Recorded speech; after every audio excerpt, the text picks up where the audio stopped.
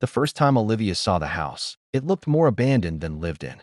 She had been driving through a quiet back road in northern Maine, the kind of place where the trees grow so thick they feel like a wall pressing in on both sides.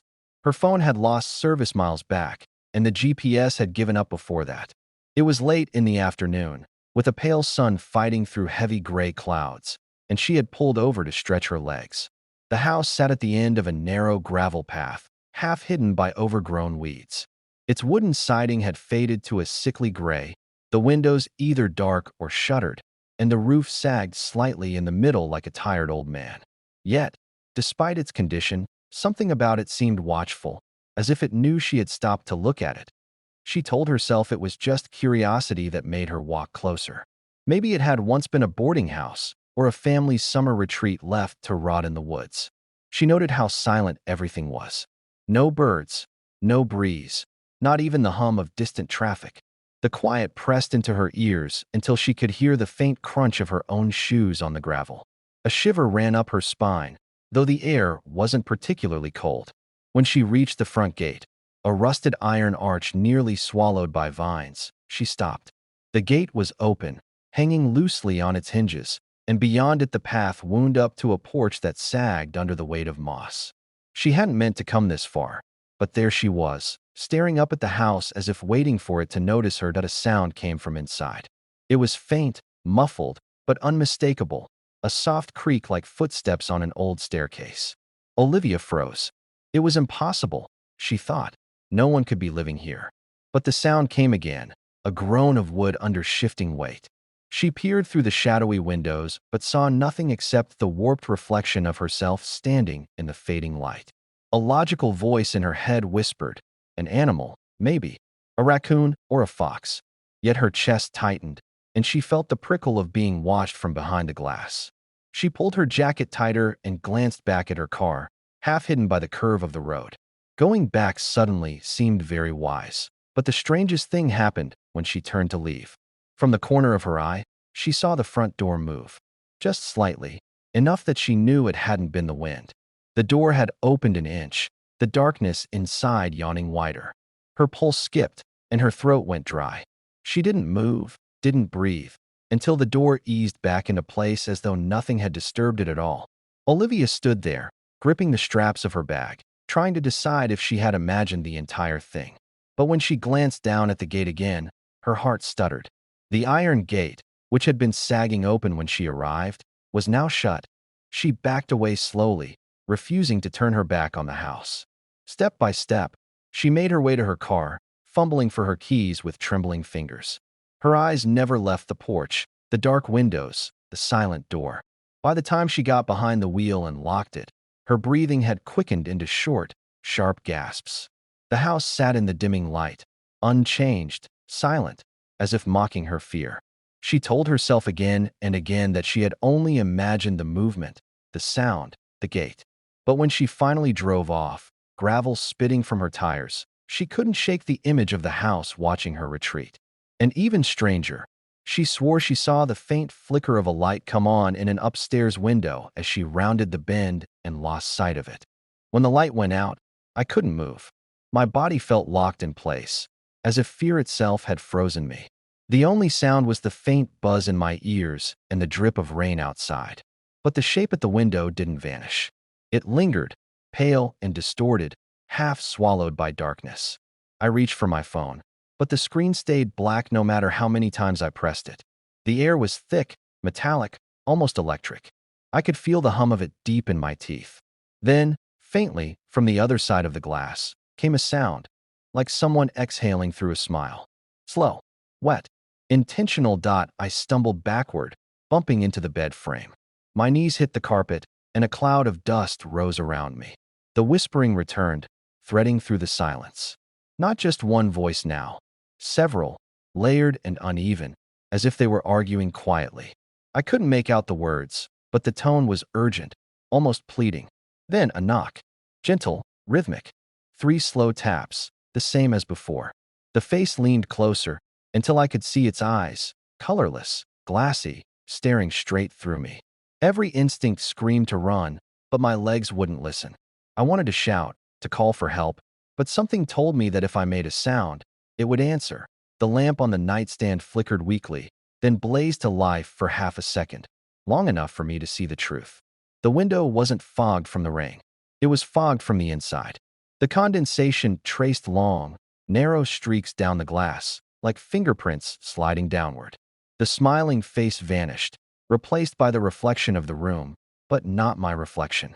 The figure standing where I should have been looked just like me, except its mouth was open too wide, stretching into a silent scream.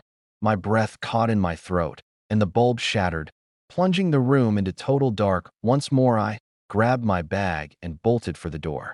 My fingers fumbled with the lock, slick with sweat. Behind me, I heard something dragging across the floor, soft, like cloth or hair scraping against wood. When the door finally burst open, the hallway light stung my eyes. Everything was silent again. The carpet, the walls, the door behind me, it all looked normal. Too normal. The woman from the front desk appeared at the end of the corridor, her silhouette barely visible in the dim glow. "You opened it, didn't you?" she whispered. Her voice cracked on the last word. "They never stop once you let them see you." Before I could answer, she turned and hurried down the hall, her bare feet silent on the carpet. I followed, but when I reached the lobby, she was gone. The front door was wide open, letting in a cold gust that smelled of rain and soil. The neon sign outside sputtered violently, casting strobe-like flashes over the empty parking lot. Every few seconds, the light froze, showing the outline of someone standing just beyond the edge of the glow. The same pale figure from the window, watching, waiting. I slammed the door shut and locked it, my hands shaking. That was when I saw it, etched into the glass of the motel door, visible only when the lightning flashed. "Stay until you remember." The storm outside raged like a living thing, pounding against the shed's walls. Jenna didn't dare move. The knock's echo still vibrated through her chest, and she could almost feel a presence lingering just beyond the thin wooden door. She waited, straining her ears over the drumming rain, but the footsteps didn't return. After what felt like minutes, though it might have been seconds, she slowly reached for the door handle. Her palms were slick, both from rain and sweat, and the poker trembled slightly in her other hand. She eased the door open just an inch. The flashlight revealed a stretch of muddy ground, glistening under the storm. But the footprints were gone, not washed away, simply gone, as though whoever was there had never existed. Lightning briefly illuminated the tree line, but nothing stirred. Her breathing quickened. She backed out of the shed, her boots squelching in the mud, and began edging toward the cabin, her flashlight cutting a narrow cone through the darkness. Halfway back, something caught her eye. On the cabin's porch, just below the front window, a fresh handprint smeared across the glass. The streak glistened in the lightning's flash, unmistakably human and larger than Jenna's own. She stepped closer, her heartbeat hammering. There was something odd about it. The fingers seemed unnaturally long, and the angle suggested whoever had left it was crouched low, peering in. The rain couldn't have created that shape. Whoever had been circling the cabin had watched her from less than a foot away. Jenna bolted inside, slamming and locking the door behind her. She dragged a heavy wooden chair under the handle and another in front of the back door. The poker felt inadequate now, a child's toy against something that could vanish without leaving prints. She glanced at the clock on the mantel, 2:47 a.m. The fire had nearly burned out, plunging the room into a colder darkness. She lit another candle and set it on the windowsill, the flame flickering weakly against the storm's assault. For a fleeting moment, Jenna considered that maybe it wasn't a person at all.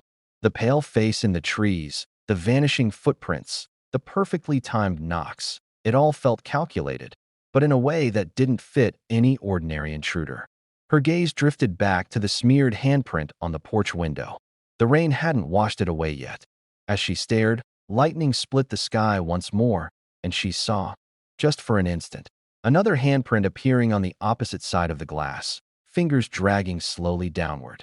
By the time the thunder followed, the window was empty again.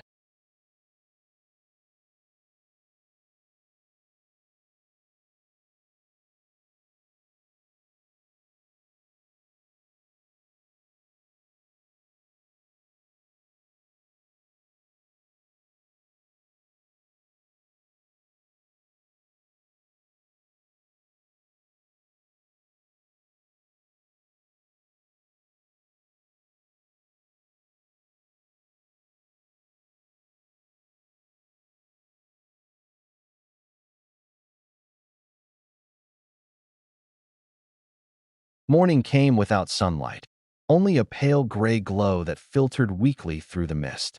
Tyler hadn't returned. His absence hung over the camp like a weight, each of them silently wondering if they'd ever see him again, or if they wanted to. Lena's eyes were bloodshot, her voice hoarse as she repeated that the whispers had carried Tyler's voice long after he was gone.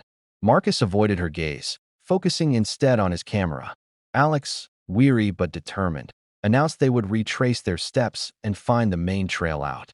Yet when they turned back the way they'd come, the path seemed alien, unfamiliar, as if the woods had rearranged themselves overnight.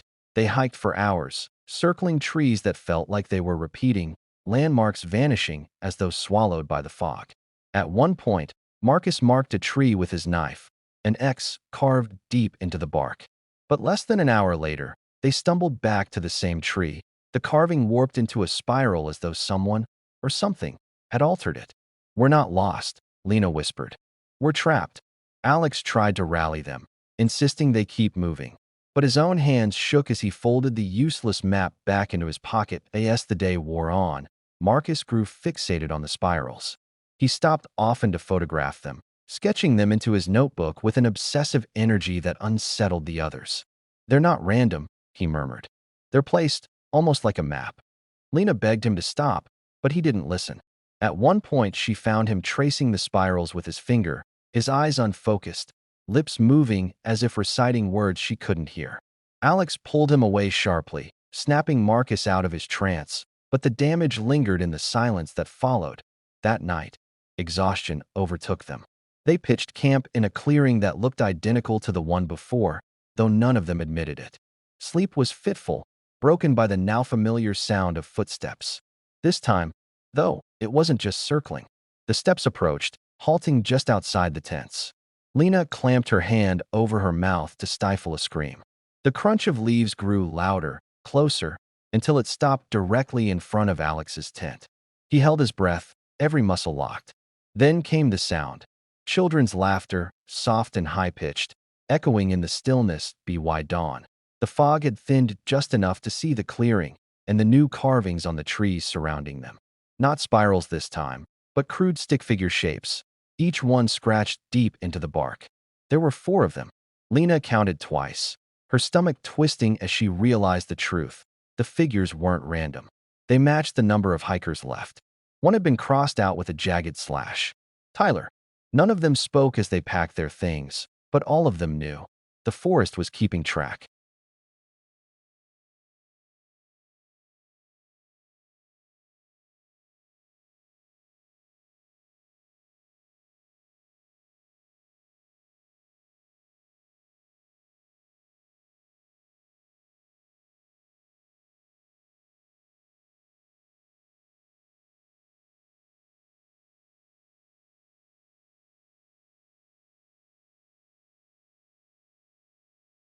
The railroad looked older than the town itself. The metal was eaten through by rust, the wooden ties half buried under moss and gravel. Still, when I stepped onto the tracks, I could feel a low vibration, steady, rhythmic, like a heartbeat deep in the earth. Mist coiled between the trees, wrapping around the rails and vanishing into the distance where the line curved toward the horizon. I walked slowly, the air heavy and expectant, every footstep echoing as though I weren't walking alone. Somewhere ahead, a signal light blinked red once, then died. Along the edge of the track lay a scatter of forgotten things. A cracked watch, an old suitcase split open to reveal damp clothes, a torn map with the same words scrawled across it over and over, home. I crouched to pick up the watch. It was still ticking, though the hands didn't move. I slipped it into my pocket without knowing why. The whispering returned, faint and distant at first, riding on the breeze like static from an old radio.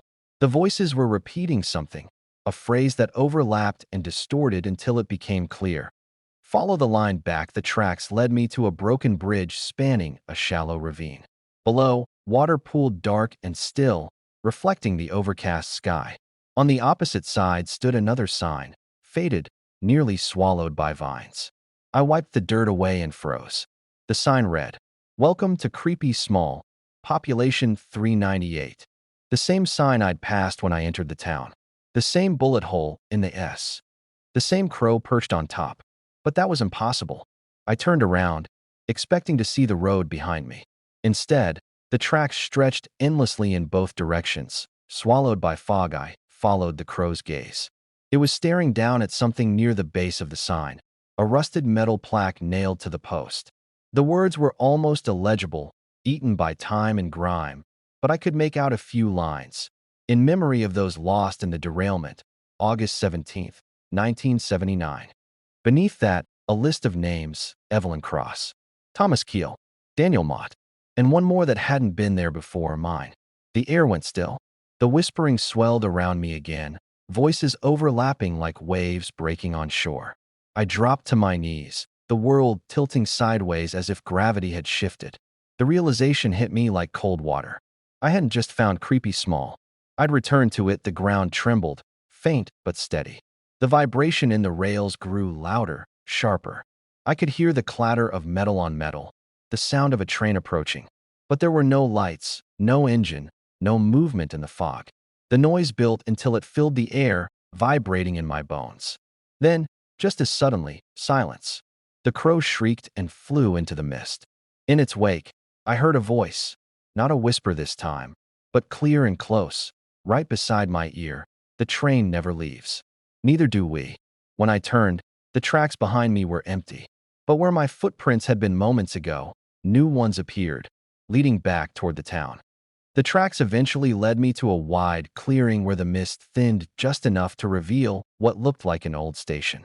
Its roof sagged inward, shingles missing like rotted teeth, and the name above the entrance had long since faded.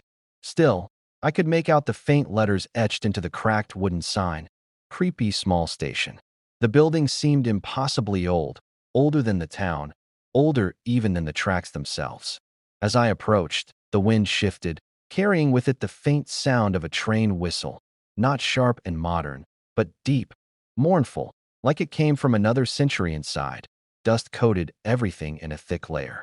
The waiting benches were empty, yet warm when I touched them. Ticket stubs littered the floor like dead leaves, and every one I picked up bore the same destination: return. The ceiling leaked in slow drips, each one echoing through the cavernous space. And along the far wall, half buried in shadow, stood a row of mirrors. They varied in size and style, some oval, some rectangular, some framed in tarnished gold, but each one reflected the station in perfect clarity. Too perfect. I could see the benches, the signs, even myself. Except the reflection of me was still sitting down. Long after I'd stood up, I moved closer, unable to look away. My reflection blinked a second later than I did.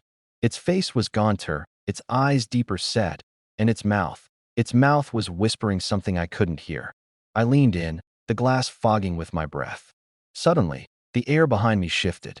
A gust of cold air swept through the station, and one by one, the mirrors began to tremble. My reflection stood up, mimicking me again, but this time, it wasn't alone. Two other figures appeared beside it, the old man from the gas station and the woman from the motel. Their faces were expressionless, their hands resting on my reflection's shoulders. I stumbled backward, and the reflection stepped forward, pressing its palms flat against the glass. For a moment, it looked as if it might step through. Then the mirror cracked from top to bottom with a sharp snap. A spiderweb of fractures spread outward, and I realized, too late, that every other mirror in the room was cracking in unison. The sound was deafening. From each fracture, a dim light pulsed, like a heartbeat. The whispers returned, pouring from the shattered mirrors, each one a fragment of a memory I didn't remember living. A train platform at night, faces blurred by motion, the scream of metal against metal through the largest mirror. My reflection leaned closer, its lips moving faster now, desperate. I strained to hear the words until they finally took shape. "You died here," it said. "We all did." My pulse thundered in my ears. The reflections began to fade, one by one, until only mine remained. It stared at me for a long, silent moment before it reached out and touched the inside of the glass. The surface rippled like water, and I felt the cold of it against my own skin. Then the station lights flickered to life for the first time in decades, revealing something painted above the exit in peeling red letters. "All passengers return home." The station's platform was longer than I remembered from the mirror's reflection. The air hummed with the faint echo of a crowd that wasn't there, shuffling feet, murmurs, the rustle of old coats. Every lamp flickered in perfect rhythm, casting halos of pale yellow that faded before they reached the fog. A rusted clock hung above the ticket booth, its hands frozen at 3:17, the same time I'd seen on the broken clock in the house by the tracks. The number pulsed in my mind like a heartbeat. I walked slowly along the edge, tracing the steel rails with my flashlight. For a second, I thought I saw movement. Shadows pacing just beyond the lights reached the whispering began again. But now it was clearer, layered with voices that seemed to come from every direction. Boarding soon, one said, calm and steady, like an old conductor's announcement echoing through static. Another voice followed, hoarse, pleading, don't go back. My pulse raced. I turned in a slow circle, and that's when I saw them. Figures standing in the mist, faint outlines of men and women in long coats and hats. They weren't moving, but I could see the pale glow of their eyes watching me. As I took a step closer, their shapes wavered, as though they were being reflected in water. And in their midst, near the center of the platform, was the woman from the moat. She looked different now, less human, her skin nearly translucent, her expression vacant. When she spoke, her voice echoed through the mist, as if spoken by 100 others at once. You shouldn't have remembered. Her eyes flicked toward the tracks. It was better when you forgot. I tried to speak, to ask who she really was, but the sound of the whistle drowned me out. It wasn't coming from a train I could see. It came from everywhere. The ground vibrated beneath my feet, the air thickening with electricity. The woman turned away, her voice fading into the fog. We can't leave until it stops coming. The lights along the platform flared suddenly, burning bright white. The shadows of the waiting passengers grew longer, stretching toward the rails. And then I saw it. A faint shimmer in the fog, the outline of an engine coming into view. Massive, black, its headlights two blinding circles. But as it drew closer, the details didn't sharpen, they blurred. The train was not solid. It was smoke and light, flickering between form and emptiness. I could see the platform through it, as if reality itself couldn't decide whether it existed. The passengers began to move at last, stepping forward one by one, vanishing as they touched the misted edge. Their whispers overlapped. Going home. Going home. I stood frozen as the last figure stepped forward, the old man from the gas station.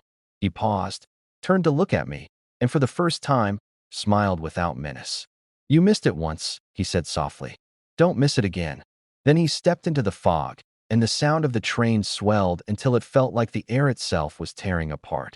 I tried to follow, but the moment my foot crossed the rail, the light blinked out. The station fell silent. The platform was empty. Only the echo of the whistle remained, stretching on forever. When I looked down, I realized the tracks beneath me were gone. In their place was smooth, cold ground, like polished glass. My reflection looked up at me from below, and it whispered, "You're almost home." When I opened my eyes, I was sitting in my car. The engine was running, the radio playing soft static. Dawn crept over the horizon, washing the forest in pale blue light. For a long moment, I couldn't move. Everything looked exactly as it had before I'd ever driven into Creepy Small. The road stretched ahead, empty. The gas gauge hovered above E. I blinked hard, half expecting the world to ripple apart like it had before, but it didn't. My hands were trembling on the steering wheel. The clock on the dash read 3:17 a.m. I drove slowly, headlights cutting through the fog that clung low to the ground. The forest looked different now, thinner somehow, the trees farther apart. When I passed the Welcome to Creepy Small sign, the letters seemed freshly painted again. Only this time, there was something new beneath the population count, a small brass plaque, gleaming even in the dim light. I stopped the car and stepped out, gravel crunching under my shoes. The air was colder than it should have been for morning. The plaque read simply, "In loving memory of all who came home." I should have kept driving. But instead, I turned around. The road behind me was empty, but the mist had thickened, swallowing the treetops. A familiar shape appeared in the haze, the faint outline of a sign I'd already passed once before. I blinked, and it was gone. The wind picked up, carrying with it a faint hum, the same rhythm I'd heard in the rails the night before. My headlights flickered, and for a brief second, I saw a figure standing between the trees, pale, still, watching. The woman from the motel stood at the center, her eyes reflecting the light like mirrors. She raised her hand and pointed down the road I drove. Faster this time, heart hammering in my chest. The road twisted and turned through the fog until the trees gave way to open fields. The sun should have been rising, but the light never changed. I felt a strange pull in my chest, a sense that something was waiting, that I was driving toward it even though I didn't want to. Then I saw the train tracks again, cutting across the road. My tires screeched as I stopped just short of them. The rails glowed faintly, humming with the same low vibration I'd felt before. And there, beside the tracks, was the house. It looked exactly as I'd left it. Rotting porch, broken windows, vines curling through the cracks. But now there was a light inside, a warm yellow glow spilling through the doorway. I stepped out of the car, the air around me pulsing faintly, like the world was holding its breath. I walked to the porch, my shoes echoing on the wood. From inside, I heard 3 slow taps on glass, the same rhythm from the motel window. My reflection waited for me in the doorway, smiling softly, as though it had been patient all this time. "It's almost time," it said in my voice. Behind it, through the open door, I could hear the whistle of the train. It was coming back. Stood on the porch for a long time, watching the light flicker through the doorway. The air was heavy and still, the sound of the approaching train growing louder with every second. My reflection was still waiting in the doorway, head tilted, smiling faintly like a parent welcoming a lost child. I wanted to run, to drive away, to wake up, but the sound of the whistle rooted me in place. It wasn't just noise anymore. It was a heartbeat. It was my heartbeat. And then, like a curtain being drawn aside, I remembered it had been raining that night. I'd been driving too fast, angry, maybe drunk, I don't know anymore. The roads outside Creepy Small were slick, and the fog was thick as milk. I'd seen the crossing lights flash too late. There was a scream of metal, the impossible thunder of the train, and then silence. When I opened my eyes, I wasn't on the road anymore. I was standing at the station. The faces I'd seen since, the old man, the woman, the passengers, they weren't strangers. They were the others. The ones who never left that night. The ones who, like me, forgot how they got here inside the house. The air smelled faintly of rain and dust. Every surface shimmered with that same impossible stillness I'd seen in the mirrors. My reflection followed me as I stepped inside, staying just a few feet away. The walls pulsed softly, breathing with the rhythm of the train outside. On a table near the window lay a single photograph, blurry, water-damaged. It showed a train station, the platform full of people, and in the front row, my face. I was smiling, holding a ticket marked return. My reflection picked it up gently and placed it in my hand. The whistle sounded again, low, mournful, final. Through the window, I saw the ghost train rolling past the house, its carriages made of mist and memory. Inside each one, the faces of the passengers glowed faintly, their eyes calm now, their expressions peaceful. They looked out at me as they passed, the old man, the motel woman, all of them. My reflection turned to me, its voice soft and steady. "You can go now," it said. "You've remembered enough." I felt the ground tremble beneath my feet, the pull of the rails vibrating through my bones. I stepped out of the house and onto the tracks. The fog closed around me, gentle and warm. The whistle sounded one last time, and the world began to fade, not into darkness, but into light. The reflection reached out its hand, and I took it. Together, we walked toward the waiting train. As I climbed aboard, I looked back one final time. The town was gone. Only the fields remained, silent and endless. The last thing I saw before the doors closed was the sign by the road, half buried in grass. "Welcome to Creepy Small. Population 399." Then the train began to move, and I finally went home.